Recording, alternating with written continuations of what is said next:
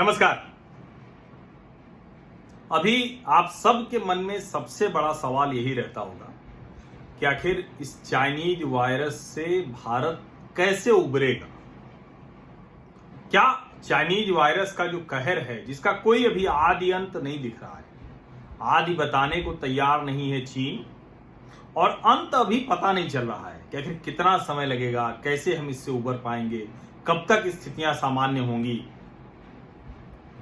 लेकिन एक बात तो तय है कि जब भी ये चाइनीज वायरस का कहर खत्म होगा, या कहें कि धीरे जब दुनिया इसके जो बीमारी का इलाज है, वैक्सीन, टीका है, या जो कुछ भी दवाइयां हैं वो सब खोज लेगी, या धीरे धीरे ये बीमारी कम हो जाएगी, ये वायरस खत्म हो जाएगा, तो भारत की भूमिका दुनिया में तय कैसे होगी। उस तय होने की जो मूल वजह होगी वो होगी कि भारत को दुनिया कैसे देख रही है, दुनिया की नजर में भारत की अहमियत क्या है।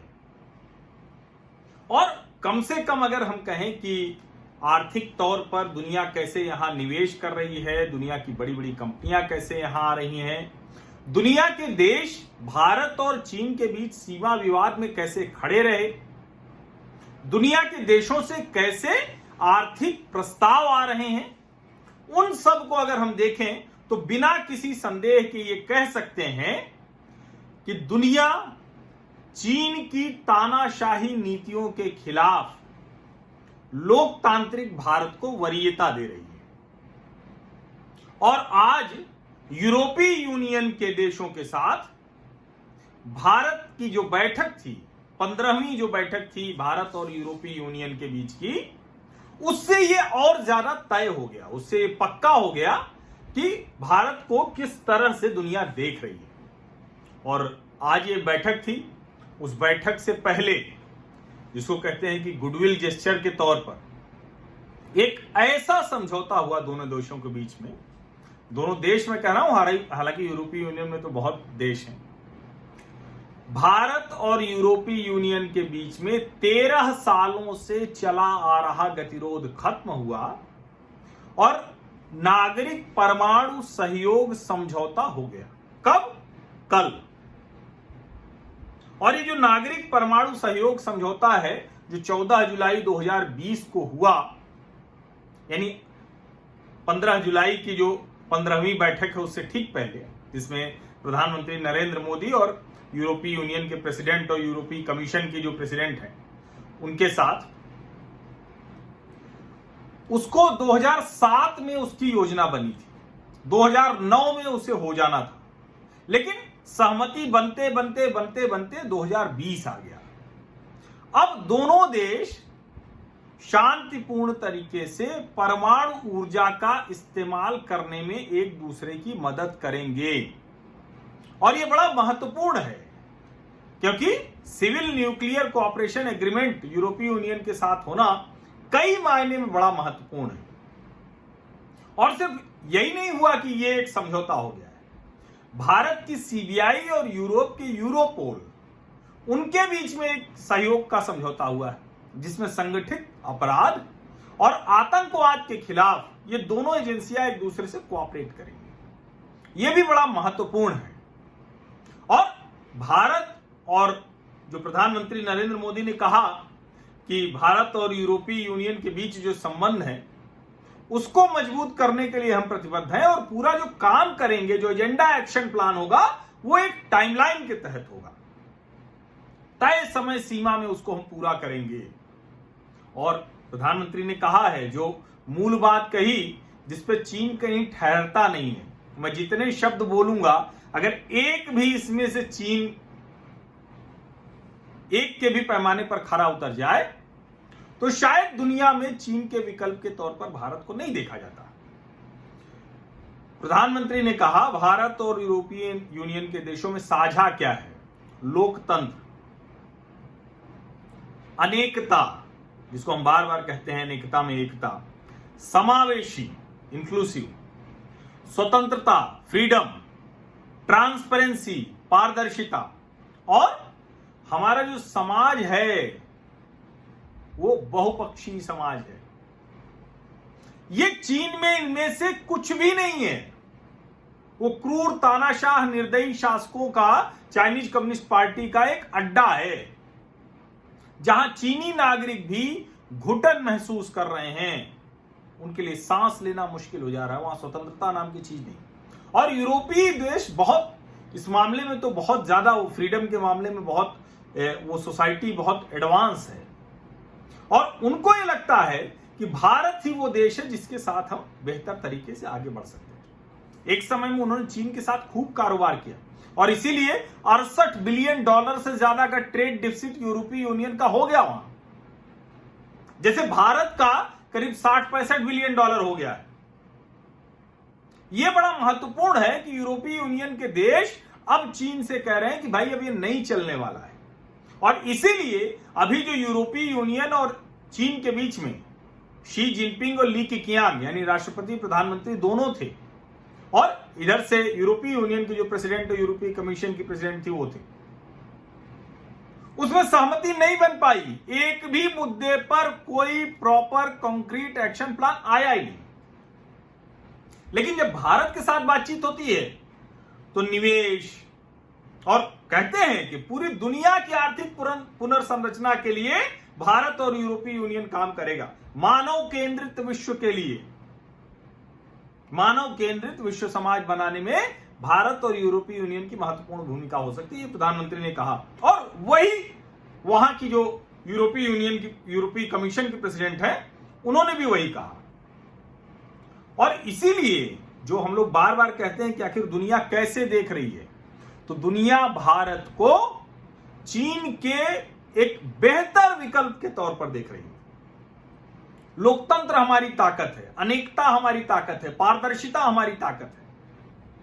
और अगर हम इसको ऐसे माने कि अभी भारत और यूरोपीय यूनियन के बीच में 2018 तक 115 बिलियन डॉलर से ज्यादा का कारोबार था द्विपक्षीय। अगर बात करें, भारत का जो निर्यात था 57 बिलियन डॉलर से ज्यादा, आयात जो था वो 58 बिलियन डॉलर से ज्यादा, मतलब लगभग बराबर थे। अब यूरोप की कई कंपनियां सैचुरेशन पे हैं, खात्मे के कगार पे हैं,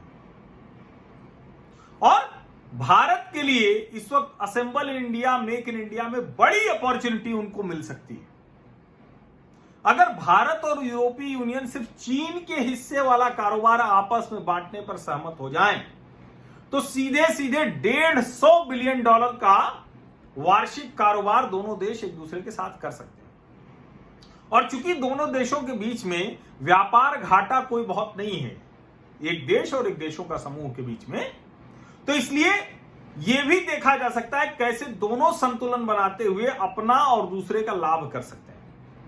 यूरोपीय यूनियन के देशों की बड़ी बड़ी कंपनियां वो भारत में आकर assemble in India, make in India के तहत अपनी फैक्ट्री लगा सकती हैं, निवेश कर सकती हैं, एफडीआई आ सकता है, इससे उनको फिर से जीवन मिल जाएगा। और भारत के भारतीयों के लिए नौकरियां होंगी, एफडीआई आएगा तो उसका लाभ मिलेगा, फैक्ट्री बनेगी, भारत को assemble in India, make in India में लाभ मिल जाएगा। और जो दुनिया की कंपनियां चीन में मैन्युफैक्चरिंग कर रही हैं यूरोपीय यूनियन की, दुनिया के अलग अलग देशों में, मैंने आपको बताया था फॉक्सकॉन, और कौन सी कंपनी नहीं है जो चीन से अपना मैन्युफैक्चरिंग अब बाहर नहीं ले आना चाहती। वो होता है सब, जब आपको सुनने में आता है कि वॉलमार्ट पैसे लगा रहा है फ्लिपकार्ट में, गूगल इन्वेस्ट कर रहा है जियो में, फेसबुक इन्वेस्ट कर रहा है, फॉक्सकॉन को एप्पल कह रही है कि भाई वापस आओ, श्रीपेरुम्बुदूर के प्लांट में वो अपनी मैन्युफैक्चरिंग बढ़ा रहे हैं। तो इसका मतलब ये हुआ कि जो हम नीतियां बना रहे हैं वो जमीन पर उतर रही। और नीतियां कब बनती हैं? जो इस तरह की जो ये 15वीं इंडिया ईयू मीटिंग हुई है उससे तय होता है। अब देखिए उर्सुला वॉन डेर लेयन क्या कह रही हैं, today we have established a high level trade and investment dialogue with our largest trading partner India. It will address multilateral issues and aims at advancing investment protection and trade agreements. यानी हमने आज भारत के साथ जो सबसे बड़ा हमारा कारोबारी सहयोगी है उसके साथ उच्च स्तरीय कारोबारी और निवेश की बातचीत की, संवाद किया, उन्होंने कहा है कि India is a natural partner for EU in pushing forward our digital transformation. I have therefore proposed to PM Narendra Modi to organise a high level EU India digital investment forum in which our businesses leaders can discuss concrete opportunities for cooperation. यानी हमने policy level पर भी ये बात कर ली, अब आप आगे बढ़ाइए और हमारे जो कंपनियों के लोग हैं, जो कॉर्पोरेट लीडर्स हैं, वो आपस में बात करके इसको आगे बढ़ा दें. तो मैं बता रहा हूं कि $150 बिलियन, $150 बिलियन का बाजार दोनों कर सकते हैं और चीन को बहुत आसानी से रिप्लेस कर सकते हैं. तकनीक के मामले में जो कहें कि बहुत सी ऐसी एडवांस प्रैक्टिसेज हैं जो यूरोपीय यूनियन के देश, उनकी कंपनियां पहले से करते रहे, और उसको अगर वो थोड़ा सा और आज के समय के लिहाज से करके भारतीय बाजार में भारतीय कंपनियों के साथ कर पाए, तो दोनों देशों के लिए बहुत, जिसको कहते हैं ना कि दोनों हाथों में लड्डू जैसा मामला है, इस तरह की स्थिति है. और प्रधानमंत्री नरेंद्र मोदी ने कहा है कि the future belongs to technology. It is important to work together to further the usage of latest technology for the benefit of our people. यानी जो भविष्य है वो तकनीक का है और हम दोनों देश साथ मिलकर काम करेंगे. और जो मैंने आपको बताया कि किस किस विषय पर वो उन्होंने कहा कि हम वो करेंगे, उन्होंने कहा है कि पर्यावरण, कारोबार, निवेश, डिजिटल इकोनॉमी और बहुत सी चीज, रिन्यूएबल एनर्जी के क्षेत्र में, रिन्यूएबल एनर्जी के क्षेत्र में उन्होंने कहा कि हम बहुत कुछ कर सकते हैं. वो बार बार वो कहते हैं कि भारत में जो बाजार है, जो इतना बड़ा एक, और स्किल्ड अब हम लेबर दे रहे हैं, स्किल्ड हमारे पास वर्कर है. तो ये जो भारत और यूरोपीय यूनियन का समझौता है, ये आने वाले समय में खास करके 3 से 4 महीनों के बाद, अभी जब ये कहा जा रहा है कि अक्टूबर नवंबर तक जब इस चाइनीज वायरस का कहर कम होगा, और देखिए चीन के प्रति जो दुनिया में अविश्वास है, अमेरिका हुवेई पर प्रतिबंध लगा दिया, जो यूनाइटेड किंगडम प्रतिबंध लगा रहा है, उसकी 5G सर्विसेज कोई नहीं लेगा. अब जियो भारतीय कंपनी वो लेकर आ रही 5G. उन्होंने कहा कि हम स्क्रैच से लेकर बहुत शुरू से लेकर अंत तक उसको तैयार कर रहे हैं, जैसे स्पेक्ट्रम हमें मिल जाएगा. मैं जियो पर कल बात करूंगा, रिलायंस और जियो पर कल बात करूंगा, क्योंकि वो एक उनकी आज एजीएम हुई है, तो बहुत ढेर सारे ऐलान हैं, बहुत महत्वाकांक्षी योजना है और उसको हर लिहाज से लोगों को सुनना चाहिए. नौकरी खोजने वालों को, इनोवेशन करने वालों को, टेक्नोलॉजी के फील्ड में काम कर रहे लोगों को, दूसरे क्षेत्र जो है, जो एग्रीकल्चर है, एजुकेशन है, हेल्थ है, टेक्नोलॉजी है, उन सब के लोगों को वो जरूर सुनना चाहिए. उस पर मैं कल बात करूंगा रिलायंस के एजीएम पर, क्या कुछ हुआ है, कौन सी ऐसी बड़ी चीजें हैं और कंपनी का भविष्य क्या है, और वो भारत के लिहाज से कितना जरूरी है. क्योंकि हम अपनी कंपनियों को बड़ा होते देखते हैं तो हाय हाय करने लगते हैं. हम Google, Facebook, Twitter, Walmart, Amazon, दुनिया भर की बड़ी बड़ी कंपनियों को देख के तो एकदम एप्पल, एकदम अभिभूत रहते हैं.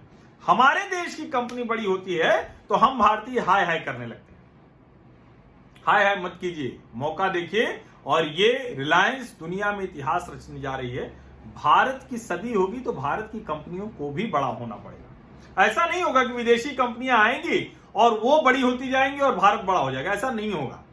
दुनिया में कहीं भी, दुनिया की किसी देश की कंपनियां बढ़ी, वहां के लोग सक्षम हुए, वहां इनोवेशन हुए, तब जाके वो देश बढ़ा है. और भारत भी ऐसे ही बड़ा होगा. आज की जो भारत और यूरोपीय यूनियन के बीच की बैठक है वो वही इशारा कर रही है. तो मुझे लगता है कि जो महत्वपूर्ण बिंदु है वो आ गए और रिलायंस पर पूरी बातचीत मैं कल करूंगा.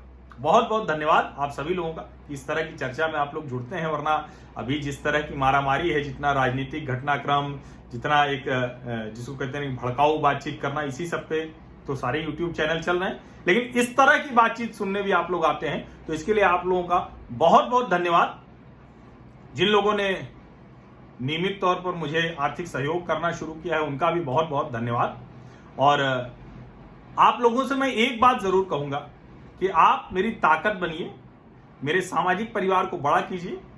इसके लिए आपको सब्सक्राइब करना हो, नोटिफिकेशन वाली घंटी दबानी है. बाकी का जो पूरा काम है वो मैं करूंगा। मैं आपको भरोसा दिलाता हूं कि एक पॉजिटिव नैरेटिव खड़ा करने का जो एक अभियान है उसको मैं चलाता रहूंगा। एक सकारात्मक सार्थक बहस चलती रहेगी।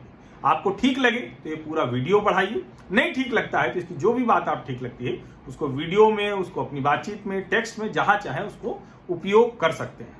बहुत बहुत धन्यवाद।